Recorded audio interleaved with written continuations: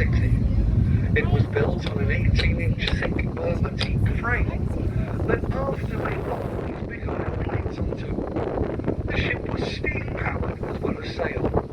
In its day, considered to be so formidable that nobody really would go anywhere near it, it never even got to fire a shot in anger. It was the pride of Queen Victoria's fleet. It was the head of the Red Fleet, back in the day when Britain had 3 fleets, coloured red, white and blue. Now the Warrior was built by a company called the Thames Iron Works. They had their own little football team. Over the years, this team becomes West Ham. This is why their nickname is the Hammers, or the Irons, because of the Thames Iron Works. Please keep looking over the starboard side. That's what they call the right-hand side of the boat here. Just about to swing the front of the boat round.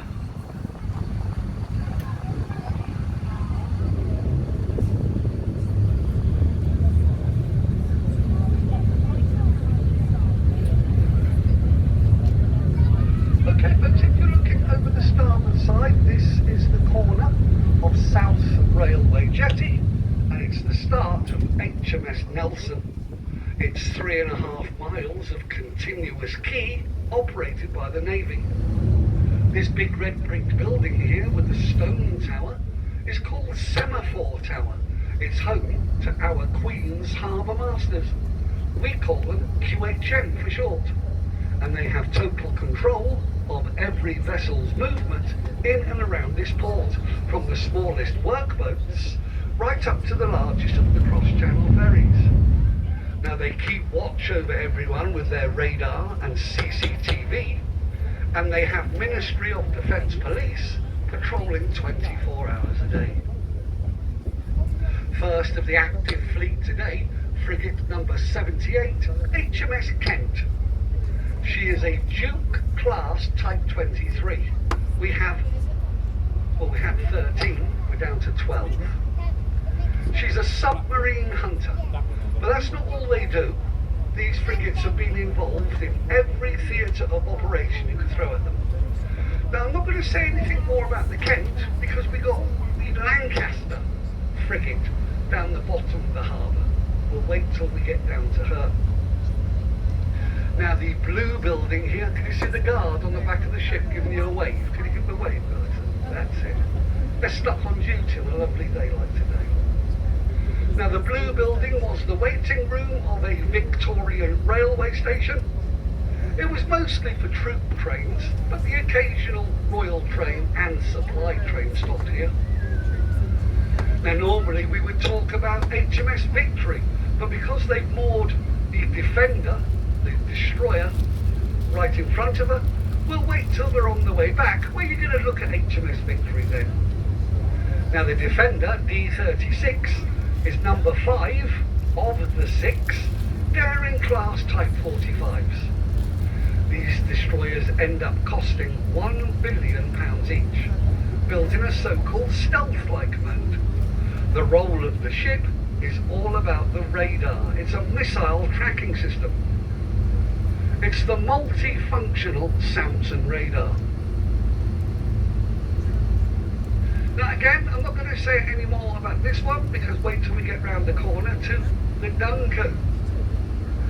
Now look over to the right please folks, you can see they're working over here. Now look under the grey bridge here, you can see a metal caisson, that's the gate of a dry dock. It's jammed. Now they've got to free it because it leads into number 1 basin, which is the oldest dry dock in the world. So it's important that that's kept absolutely tip-top. So that's what's going on here. Now folks, you wouldn't believe the difference from yesterday. They say what a difference a day makes, because if you saw the aircraft carrier yesterday, there was scaffolding hanging off it here and there. There was bits of fencing all over the top of it. It was a mess. But because they've got to go by Tuesday, look what they did in one day. All the scaffolding's down, everything on the top deck's been put away. She's got to head to the Mediterranean to join a big NATO exercise. This This is the second of the Qec Queen Elizabeth class carriers at 65,000 tonne. Qec are the biggest vessels ever built for the Navy, mostly built at Rosyth. 280 metres long, 39 metres wide at the waterline, 70 metres wide up on the top. The full quota of aircraft is 36. Now obviously they could pack the carrier with up to 72 aircraft, but they'd never do that unless it was literally a wartime situation. Crew complement on the carrier, 700 people. Her operational range, 10,000 miles, and she reaches speeds of 25 knots. When you've got all the aircraft on board, she can carry 250 Royal Marine Commandos as well. Then add the pilots, air crew, technicians. You're looking at about 1,700 people in total.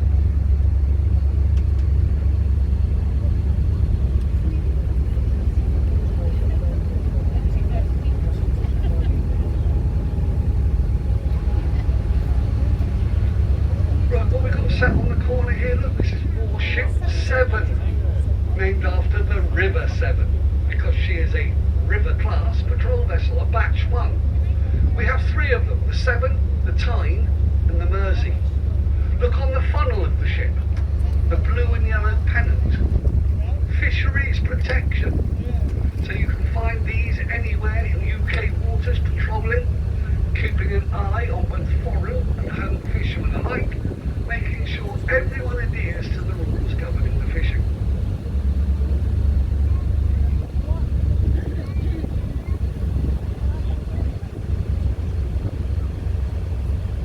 Now folks, as you're well aware, ships operate in some pretty nasty conditions, so it doesn't take long for a ship to look very tatty. But look at this one over here to the right, the D-37. It's immaculate. She's been here close to 2 years having refit. Now every ship, no matter where, whether it's a company, whether it's a military, every ship has to have refit.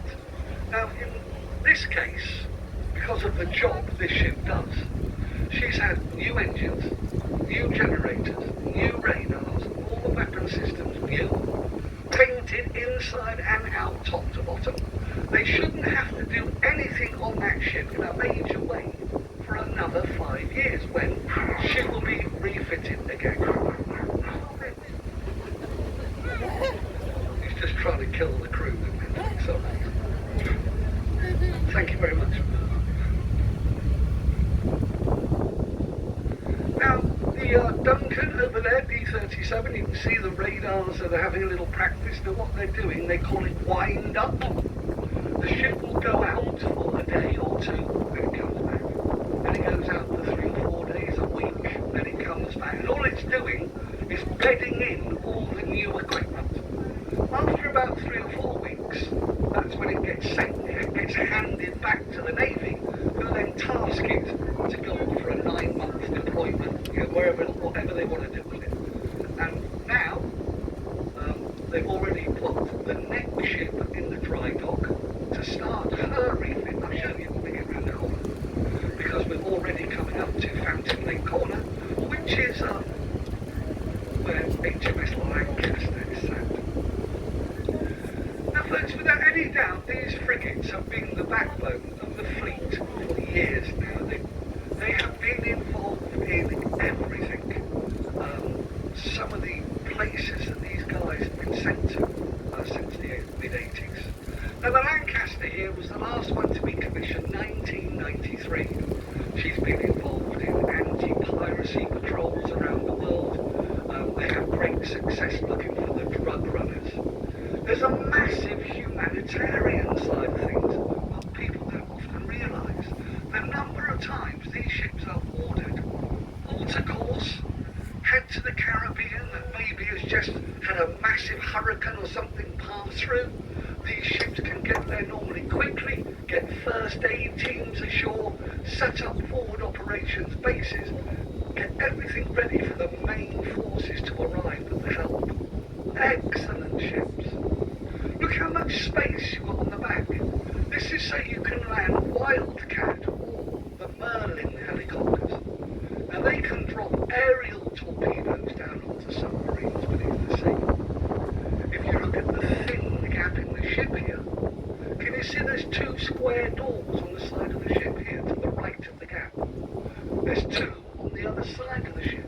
Open up those little doors, that's where the torpedo tubes are. They fire Stingray torpedoes, two at a time out of either side of the ship. Covered in a grey tarpaulin is a 30mm cannon, same on the other side. They have miniguns, 8 Harpoon anti-ship missiles, 32 Sea Scepter missiles. Now they shoot down other missiles and jets. And the fully automatic self-loading cannon on the bow. That gun can hit you 12 miles away, and we're talking accurately. Okay, let's just nudge on. Now just wait till, if you're looking over to the right, just wait till we get past this little shed here with a sloping roof. There we go, we're coming into view. There's HMS Dragon. Now she only went into the dry dock a couple of months ago. This is the next one that's going to have the 2-year refit. So every ship is always kept top of the game. Those massive big sheds over there used to be the site of BAE Systems. Sadly, we don't build ships here in Portsmouth anymore, but we have all the contracts for the maintenance. Just coming up to the Wave Night.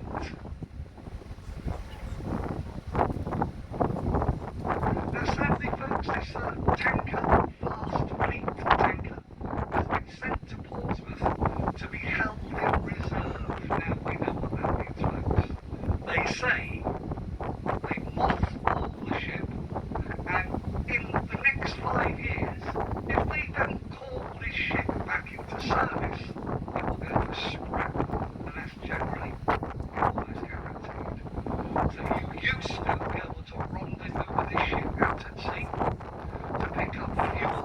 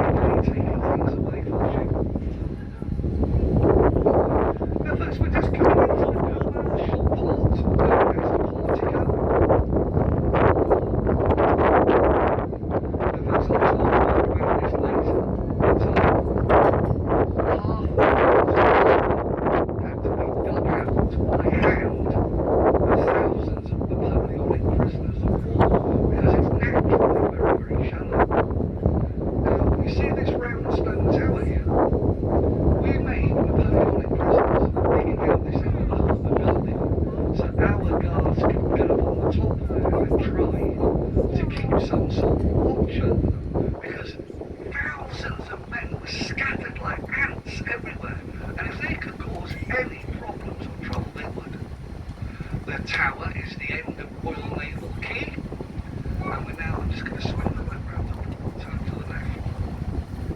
You'll be looking straight down into Portico. Now, Portico are the second biggest importers of fruit and vegetables in the UK, second only to Dover. This morning, a big banana boat, a geese-flying banana boat left. There'll be another one here in about 4 or 5 days.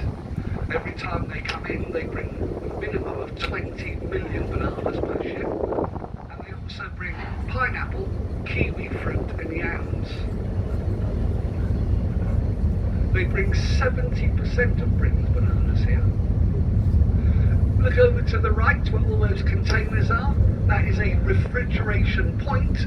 All of those containers are being cooled, kept cool, full of fruit and vegetables. the other side of her is her sister ship, the Commodore Goodwill. Now they don't work Sunday daytime. They look after the Channel Islands. One of them will leave here this evening, so first thing tomorrow morning, one of them leaves Portsmouth about 9 o'clock, and the other leaves the Channel Islands, and they sort of cross over in the middle, and this is what they do for the rest of the week. And they carry generally HGV lorry trailers, just keeping, supplying the Channel Islands. There's the other one over the other side there. Now most of the, what's the time? We've still got about 20 minutes or so before first of the lunchtime Brittany ferries arrives today. Now yesterday it was the turn of the on Saint Michel, which means today the Brittany ferry coming will be the Normandy. Now she carries 2,123 passengers and 600 cars. She has 220 cabins, and it's a 6-hour crossing from Port Wisram, which is Caen.